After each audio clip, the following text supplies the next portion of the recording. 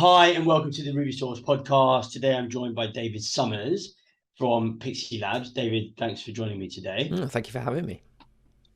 David, the way I've started all of the episodes so far is to talk about how the guest has got into programming hmm and more about Ruby and that sort of thing. So, hmm yeah, tell me a bit more about when you started programming, when you got into Ruby. Yeah, I guess like my background is sort of very traditional, and so from that point of view, kind of boring, right? In the sense that I did a computer science degree, and I was always a nerd and liked computers and video games, like a lot of people. So I guess like that is just kind of what you would expect. I guess the more interesting stuff started once I was at university. When you sort of think about like how I kind of got into being a software developer as well, like after doing computer science. While I was at university, I think in my second year maybe, um, I made a web client for Twitter called Twitterfall. I don't know if you can sort of cast your mind back to those early days of Of Twitter when Twitter. like everyone was building apps for Twitter, right? And twitter.com itself was awful and no one used it. It's a far cry from the world of Twitter nowadays with Elon Sure. Musk. But I made a client for Twitter called Twitterfall, and it was sort of it was like the whole premise of it was that it would show you tweets in real time, which at the time wasn't a thing. You had to like hit refresh on Twitter all the time in order to see new tweets. Mhm. Um, I made that with a friend of mine, and in my second year, I just sort of had an idea for it. Was experimenting with kind of like real time web tech stuff, not Ruby on Rails at this point, not Ruby, no Ruby on Rails. Um, Sure. and it was moderately unsuccessful, but like it got the interest in particular from sort of like the news, sort of news media here in the UK, like um, and one in particular I remember was um, at the time, so the Daily Telegraph, right, the newspaper published in the UK, they used to have this old, I don't know if they still do, but their offices were like this old banking floor, and they put all of their journalists on this big sort of open single room, like huge room, big high ceilings, and all of their journalists were all in the same room. And on the wall, they used to project like the Daily Telegraph. They used to project like Sky News, BBC News, and things like this, Yeah. sort of like in front of Mhm. all their journos, All the basically. journalists. Yeah, And yeah. alongside those, for a while, they were projecting Twitterfall, and they had Twitterfall up in their offices on Oh this wow. huge screen, huge projector, and it was showing all the real-time tweets from all of the top trends on Twitter. And that was back when you could actually read all of the tweets on the top trends all at Yeah, once because there weren't that many people on there Twitter. weren't that many. And it was to try and like get their team, their journalists like excited and interested in social media. Like at the time, like news organizations were terrified. They were like, is this the death of journalism? Like with citizen journalism sort of becoming a thing and like, covering real time, covering live stories through Twitter. Um, and so they were putting Twitterfall on the screen to sort of get people talking about Twitter and interested in it. And they shared a photo of this on Twitter and we saw it and we were like, that's so cool. Because we were just like two university students, just like making this Students. thing for Yeah. fun. And we Yeah, were like, yeah, that's so yeah. cool. It's in front of all these people in London. And they contacted us and they were like, you should come down and say hi. And we'll do a piece about you. There's a piece on the Daily Telegraph's website that compares us to Google, which is hilarious. Like Wow.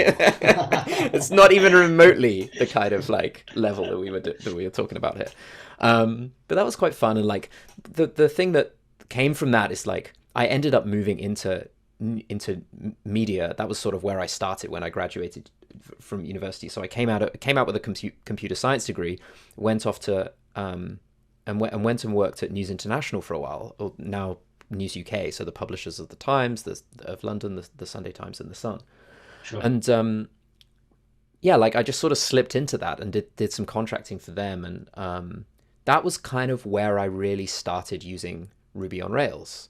Mhm. So actually, I'd done a little bit before that. I'd done a little side project where I'd done a little bit of work with Ruby and Ruby on Rails. This would have been like Rails 3, I guess, like 3.2 maybe, so quite a while ago now. Um, I'd done a little side project with it, so I was vaguely familiar with it. And then the projects that I ended up on at News were a lot of Ruby and Ruby on Rails, because what we were doing was we were working with their journalists, we were working with their digital team to build kind of like very lightweight, very throwaway things as part of news stories. So, for example, it might be like a data visualization, or it might be some kind of like just sort of some sort of interactive piece. Or I remember doing like a live royal wedding gallery and things like this. And sort of so very lightweight little apps built in Ruby and Ruby on Rails that would then be embedded on the Times website or in the iPad app or something like that. And so that was where I really like cut my teeth doing lots of Yeah. Ruby and Ruby on Rails. Um, Ended up working in their research and development, or like helping to set up a research and development team at News, where we continued to do more stuff with Ruby and Ruby on Rails, because it was just really good for like getting stuff up and running really quickly, building things, Hmm. get it going from idea to thing, actually live in a very short space of time, which was the kind of projects that we were doing. So it really just kind of fit with that. Um, and then yeah, like eventually left News around the same time as someone I was working with there, and we ended up continuing to work together doing some consulting, and eventually, in a very roundabout way, that is how I ended up, uh, you know, helping to set up Pixie Labs, and that is where I Hmm. still am, Hmm. as you say, still am today. Before we talk about Pixie Labs, Yeah. what happened to Twitterfall then? Because that's quite an interesting, that's quite a cool Twitterful, story actually. You know, yeah, two students in there in your student dorm. yeah, yeah, exactly. So Um, it's you know, really, it is kind of interesting. Like we never like charged for it or anything like that. oh, okay. We did do some paid for projects off the back of it. We were absolutely like all of these huge. We did some work like for MTV, for Fox, for ITV, like Oh like wow. like random sort of little companies where people wanted. They're not little companies. Little, they're You know what I big, mean? Big huge companies, companies. random little projects for different few organizations. It was kind of things like embedding a real-time Twitter widget on a website, or Okay. we did some the stuff we did with Fox was interesting because they did an experiment. You can still find information about it if you Google about it, where they wanted to run repeats of TV shows, but along the bottom they would add a ticker of tweets that people were tweeting about the show. Like at the Yeah, same in real time, time at real with like time. moderation. And so we built an integration that did that, where it took tweets from Twitter, gave them a moderation tool, and then fed it to their kind of TV system that would then put it on the screens. It's really interesting to think that they trusted a couple of university students with like a feed into Fox, like Yeah, of the course. channel. Yeah. Um, so we did so we did some work for a few different companies, but Twitterfall itself I actually just carried on running. The guy that I made it with, the friend that I made it with, I actually just saw him the other weekend. He lives out in New York now, and he up until very recently worked for Twitter. He got a job at Twitter, kind of off Oh, the back of, wow. Twitterfall a little bit, and going over there and interviewing with them, and was working there for a long time.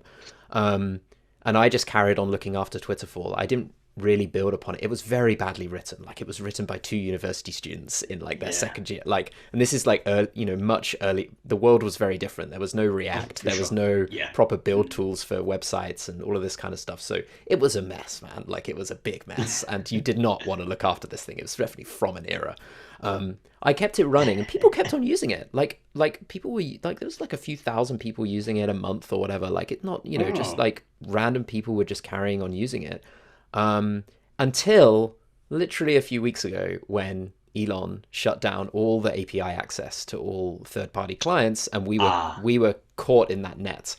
So Twitterfall actually, as of very recently, is no more, and I think it had been maybe 13 years or something like that that we'd been running it. wow. So yeah, it was a That's fun such a cool story. story. Yeah, it was a fun Yeah, story that's setting a, it up and looking after it. And ultimately, it did kind of lead me to where I am today, right? The for fact that I sure. made that, it got some attention. My name got out there a little bit. Like that is ultimately how I ended up where I am. Yeah, no, definitely. That's such a cool story. So yeah, now you're at Pixie Labs. Hmm. Tell us a bit more about Pixie, what you guys do, Yeah. and that sort of thing. Yeah, so we're a digital product studio. There are, 8 of us. We're continuing to grow. We've been going for we've been running for nearly 10 years now. In fact, in a couple of months, we've got a big 10-year party that we're having. Wow. But we've sort of like the kinds of things we work on, it's mostly web applications and some mobile applications. A lot of stuff with Ruby and Ruby on Rails. You know, Hmm. I've said it a few times already now, but like it's always worked well for us as an agency building things in Rails because it's, you know, we can our clients don't really care what we build in. They just want something that is, you know, robust and can kind of bring their idea to life in a quick way where we can really focus on delivering value and delivering features and functionality. And that's what Ruby and Ruby on Rails really helps with. But yeah, so the kinds of things that we work on, mostly like sort of complex, I say complex, I mean like interesting web applications, right? We're not doing kind of like static websites or just sort of bog standard e-commerce shops and things like that. We're doing Hmm. SaaS platforms, B2B things, Sure. more Yeah. complex e-commerce stuff and things like that. We're predominantly engineers, but we've also got a marketing person, product person, and the managing director as well. And yeah, like what else can I say? Like the kinds of things that we work on, I guess, is interesting. Couple of projects we've got on the go at the moment. One of our clients is a company called Tussle. They do a load of analysis around all the open government data around government procurement and spending. And we built the whole platform where they ingest all of the data that the government publish, but maybe would rather they didn't have to. That they don't really Hmm. publish in like a good clean format, right? They publish it, it's like scattered across the four corners of the internet. And Tussle ingest all of that data, or we built them a platform to help them ingest all of that data and then turn it into something that their customers can query very easily, do visualizations on, and sort of get an understanding and insight into sort of different areas of government procurement and spend. That's Hmm. really fun because it's a really interesting data challenge. There's a huge amount of data that people want to slice and dice in all kinds of ways. You know, think about Tableau or Power BI or you know those kinds of like tools for doing data analysis. Sure. Like a sort of Yeah. very kind of like fine-tuned version of one of those for sort of asking questions of this data about government spending. So Hmm. that sort of thing, right? You know, something chunky, something we can get our teeth into that is Yeah. like solving an interesting problem, and you know is sort of yeah like something that's a good challenge. And how have you found like scaling Pixie over the 10 Mm. years? Hmm. It's yeah, Yeah. good question. Like I think the main summary, and this is probably quite obvious, I guess, is that what works for two people doesn't necessarily work for three people. What works for three people doesn't work for five people, and what works for Sure. five people doesn't work for 10 people. Sure. And so you always just have to be looking and going, what are we doing today?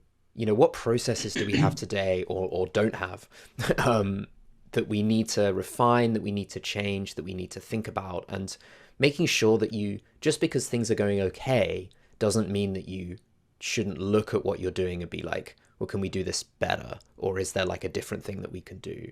Kinds of things that I'm thinking about is like, you know, like estimating a project, right? It's like a classic example. Like everyone hates, no one likes to estimate things, right? Estimate how long something is going to take to build or to do.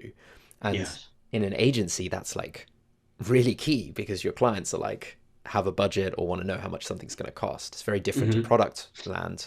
Um, and you know, initially when you're just a couple of people and you're experienced, you can do a lot of that just by feel, right? And just by like having experience of working on projects, you can compare to other projects, you can sort of do, you know, just kind of thumbsuck estimates and just break stuff down a bit and come up with a good answer.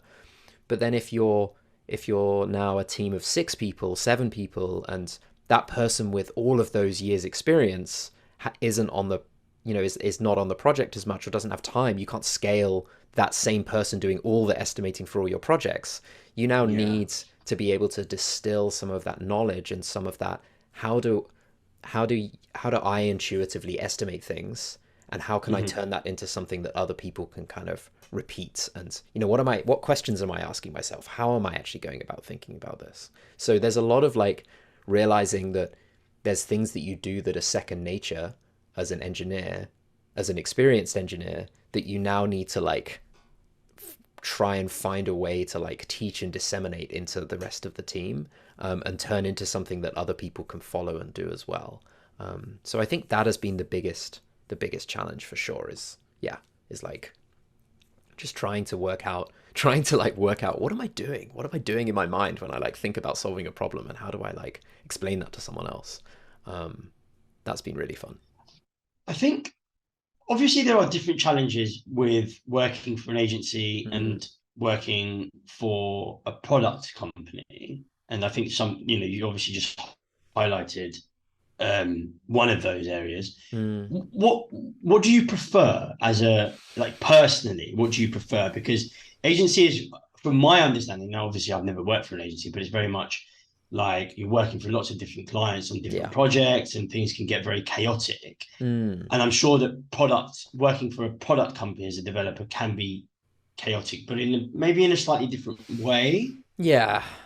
I mean, yeah, you're right. There are huge differences, right? I mean, to be honest, like if I think about my career and the stuff that I've done, I've never really worked in like a really formal product, like just focused Sure. on one thing. I guess I've always Yeah. just somehow ended up gravitating towards project-based stuff. Because if you think about that stuff that I was doing at News, like that was very project based, very based around stories or like things that were happening that they wanted, people wanted to put on the Times website and things like that. Um, so I guess it's sort of like I'm like, I definitely prefer that in my mind. Like it's not like I've like left to go and do product because I'm like I hate, like I've not Yeah. left agency land, so I must like it. Um, Yes, of course. I think I think that like um the thing about it is like it's not necessarily when I think about like that stuff that I was doing at News and the stuff that I'm doing at Pixie Labs, it's like it's about not being so predominantly engineering led, right? And I don't think there's nothing wrong with organizations or teams that are like very led by their engineering and by engineers.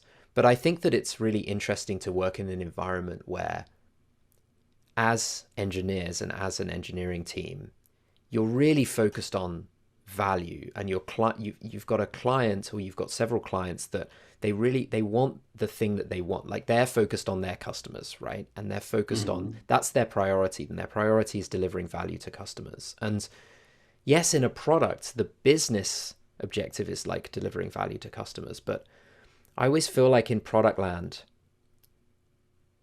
it feels like engineering has can sometimes have like too much say, right? And that might sound weird coming from an engineer who maybe would think that I would want to like, be in a team that like rules the roost and can say, anything they say goes. But like Yeah. our clients will really challenge us if we say that something is going to take, 2 weeks to build, and they're like, but that's not worth that to me, right? Like that feature is not worth that much money. So is there a different way to do Mm. it, right? Is there another way that it can be built?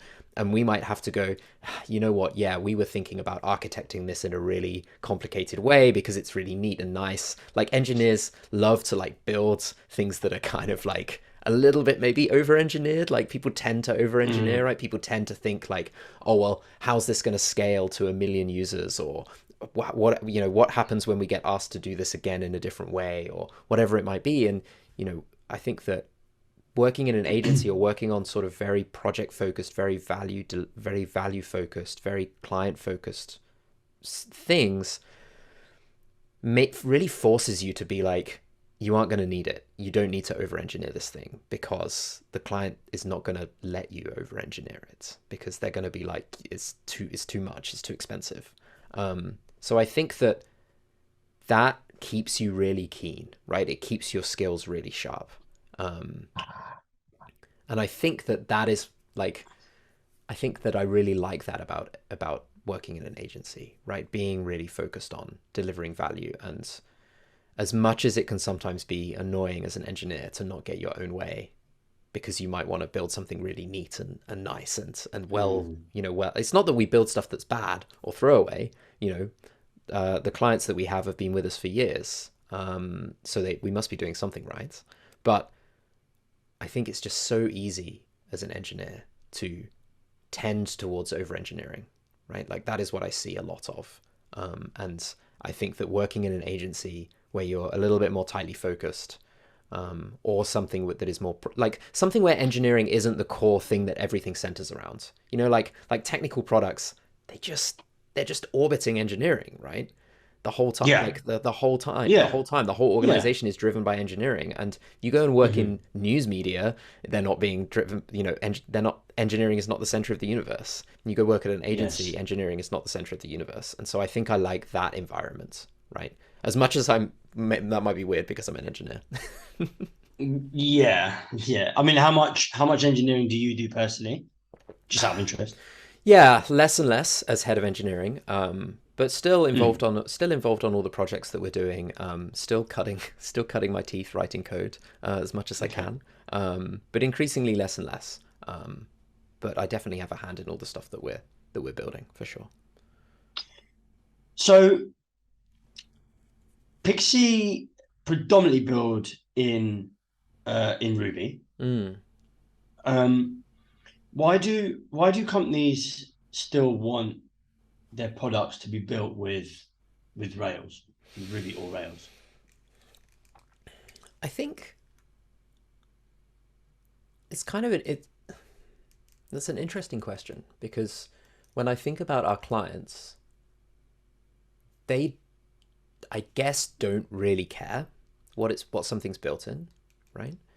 If unless they have an established product, and then obviously they're going to want to maybe continue to build in that product, or if they have an established engineering team, then they're going to want to build in whatever aligns with their engineering team. But if people are coming to us and they want something built and they're maybe non-technical, or they're certainly not engineers, then people are mainly just interested in us being able to build them what they want in the time that they want, and like in the budget that they want, and sort of balancing scope and time and budget together.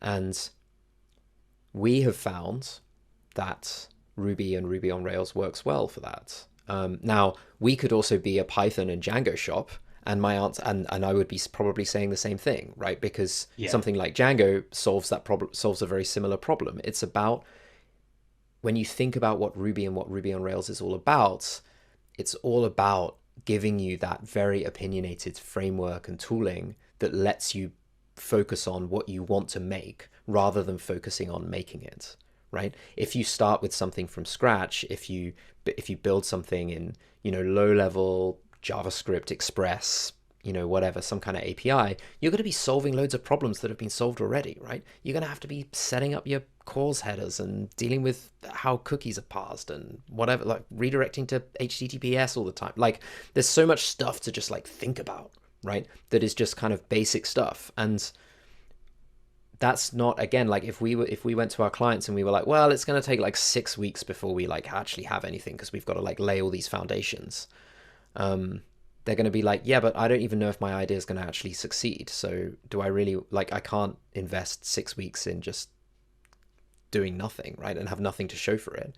They want to see something straight away. And Rails gives you that power to show you to do something straight away, right? The famous 10-minute, zero to blog or whatever, like the video Mm. that was introing Ruby on Rails back in the day. It's like that ability to go from zero to something in a short amount of time is what I think gives Rails its is why we use it so much for projects. Um, and I think that is what, yeah, it's the fact that it unlocks that for us and for our clients, I think, is the main thing.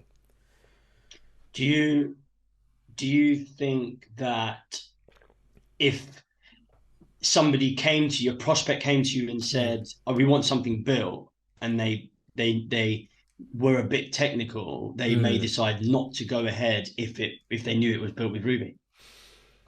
Um, we've definitely had situations, right, where we've been talking to prospective clients, or or whoever, right? And they've sort of questioned that, right? They've sort of been like, is this the right tool to use? Yeah. Like, Hmm. why would you use this? Why wouldn't you use something else? And we can usually give a pretty good answer to why we should use Ruby on Rails, just like we did, just like I did. But like, there are definitely things that are very valid concerns, right, for people, especially if they're a little bit technical. Usually, it's Mm. that people think Rails doesn't scale, right, and so they're worried about scaling issues, or they think that they're going to have trouble hiring Ruby Yeah. engineers, right? Yeah. Of Those are course. both valid concerns, like they totally are. So I think that that's something that our client, if someone came to us and they were like, I don't know if I want this built in Ruby and Ruby on Rails, we'll be like, well, you've got to weigh up the, like, you can have an emotive feeling about like, oh, I think that Ruby and Rails isn't a good framework to use, but you've got to like quantify that, right? And typically that's the two things that I would expect someone to come to me and be like, I'm nervous about scaling and I'm nervous about hiring Ruby engineers.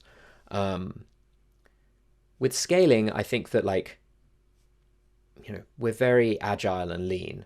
And if you're solving for a million users when you have zero, then you're doing something wrong, right? There's no, Mm. like, scaling is a nice problem to have, right? Like if you've got a Yeah. scaling issue, then it's like, great, you've done something right. Like that's the one problem you want, right? Really. Yeah. Yeah. True. It Yeah. didn't kill Twitter when they were down all the time when they were built on Ruby on Rails. So, like, I think that that's one thing.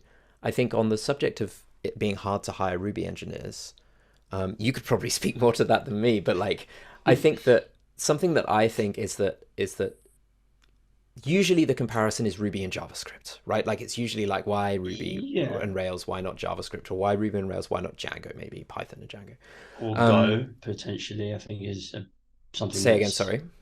or Golang Or as Go, well. yeah, okay, Go is another example. Um, Go is an interesting one. I have a good answer for like Ruby versus JavaScript because I think part of the challenge is that it's not necessarily that there are no Ruby engineers; it's that there's so many JavaScript engineers, Yeah, right? And I think definitely. that is part of the sort of, it like skews the perception a little bit of like, Yes, oh, it there's no does. one, no one's writing Ruby, that means Ruby's dying, and it's like no, it's just that JavaScript is like so huge, right? It kind of just like changes the perception of all the other languages.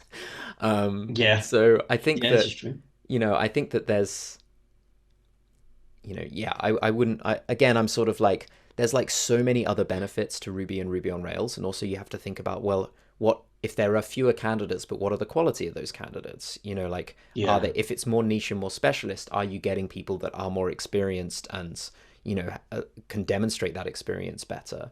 Not to say that, non-Ruby developers are worse than Ruby developers, but, like, I think that there's like a lot to take in. There's a lot to take into Taking consideration, into consideration. right? Yeah, yeah, of course. I mean, you have to have strong arguments, don't you, when you're Yeah. talking to your prospects. Obviously it's been around for a while. Mm, And I always talk to people that say it's dying, yeah. it's obviously not the new kid on the block anymore. Of course. What do you think about that? And actually we've spoken about this before, haven't we? About Mm, the difference between the way that they use it in the West and the way that they use it in well, in Japan specifically, right? yeah. Yeah. I think. I mean, yeah. You should never judge the popularity of a language or framework by what is on the front page of Hacker News every day. Sure. I think that Ruby has been around for a very long time. I think that I always sort of like in my mind, I don't know how valid this is, but like I sort of think about Python, right? And I think about when I was doing comp sci, Python was like around, but it was fairly niche, right, as a language. It was like popular, but it was probably more popular than Ruby, but it like wasn't a big deal. Everyone was writing PHP, um, and or like C++ plus plus or whatever. And Yeah. Python has seen like this huge explosion, right? Because of sort of like a handful of libraries and a handful of things that have adopted Python for no, I would argue, no particularly strong reason, like NumPy, Hmm. like Pandas, like TensorFlow. So all this big data, all this AI and ML stuff has like sort of naturally gravitated towards Python, and so we've seen this Yeah. huge explosion in Python that I don't think anyone 20 years ago would have said, oh yeah, Python's going to like have its day. Python's been around longer than Ruby. It's older than Ruby. And so we see ebbs and flows in languages all the time because Yeah. for whatever reason something comes along, like Ruby, as you said, like Ruby in the West is popular because of Rails. It's popular because Ruby on Rails came along and there was just this explosion in the Ruby community around Rails. And before that, it was not not necessarily a big thing. Yeah. And you mentioned like that. I think perspective is really important. And when you look at, I find it really interesting to look at the talk topics, right, at the Ruby. What's the name of the Ruby conference in Japan? Is it Ruby Kage, Ruby Kage or something like that? Yeah, I that's can't it. I Yeah. can't remember the name of it now, but you look at the talks for Ruby conferences in Japan, and you see stuff about like embedded programming, about concurrent programming, about type safety, about garbage collection, about memory constraints. Like you see all these things, and you're like, wait, hang on, like I'm not doing any of that stuff every day. Like I'm writing Rails code all day. Like what is going on? Yeah. And it's because Ruby in Japan is like used for embedded programming and used for like real-time systems and like small components and things like that, the kind of thing that people here might use Go for, right, or Rust or something like that. Yeah. People are using Yeah. Ruby. And so it's sort of like you step outside the bubble a little bit and you go, oh, like there's a whole different perspective on this. So to look at what we do day to day with Ruby and Ruby on Rails and be like, oh well, it's kind of dying out, isn't it, in favor of like JavaScript based frameworks and things like that. It's like, well, Python wasn't really doing a lot at one point, and people don't use Ruby on Rails, in other in other regions and things like that. So I think that there's still plenty to give, right, from Ruby, and I think that I think it all depends on kind of what you want to use it for, and sort of thinking about if you're an engineer and you're like, do I want to learn more or less Ruby? Like, is Ruby a good thing to invest like time and energy in learning it? And it's like you should do what feels interesting and fun, right? Like there's so many languages, there's so many frameworks, there's so many companies working with all kinds of languages and frameworks. I find that like you can find things that really resonate with you, and I think it's better to find something that like resonates with you and that you love coding in and working in, and you love the community and you like the the sort of feel of it. And that should really be your focus, like as an engineer, like of sort of thinking about what you want to do more of, so to speak. Sure. David, thanks for coming on today. Thank you. Did you want to tell people more about Pixie and where you guys are at, hiring, that sort of Yeah, thing? yeah, absolutely. Like we're a small team, so we're sort of like sometimes we have open roles where we're like actively hiring and really focused on like trying to find people and interviewing and all of that kind of stuff. But we are always like, that varies, right? Like we go through sort of little short bursts of kind of hiring sprees to keep up, because otherwise it's just it takes so much time. But we are always interested in chatting to people, chatting to engineers who like the sound of working at an agency, a small agency, like the sound of working on projects with Ruby and Ruby on Rails and learning new tech. We don't just do Rails, we do a lot of stuff with like React and Next.js. Just been doing a mobile app in React Native. So loads of stuff, that we sort of try, and we really focus on delivering high quality stuff in a, and holding ourselves accountable for the quality and the value that we deliver. So if that sort of resonates with people, then they should absolutely get in touch, even just to say hi. If there's an opportunity, there is. If there isn't, then I always keep people in mind for future stuff. Would you be open to juniors reaching out? Because I think agency work is great for juniors to learn. Yeah, Um, absolutely. We've had like I've got 3 juniors on the team right now. Like we have juniors working. Like it's a great place for juniors, because you learn a lot. So yeah, there's often opportunities for juniors as well, for sure.